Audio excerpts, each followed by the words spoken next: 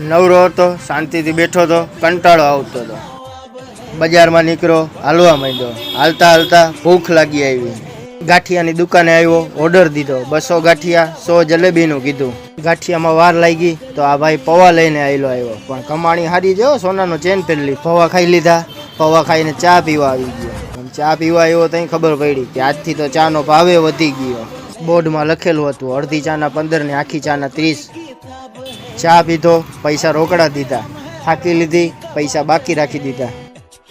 ફાકી લીધી, બનાવી તો આવી ગયો પનોતી. પનોતી આવીને અડધી ફાકી ખાઈને વયો ગયો. साला ये दुख का खत्म नहीं होता बे.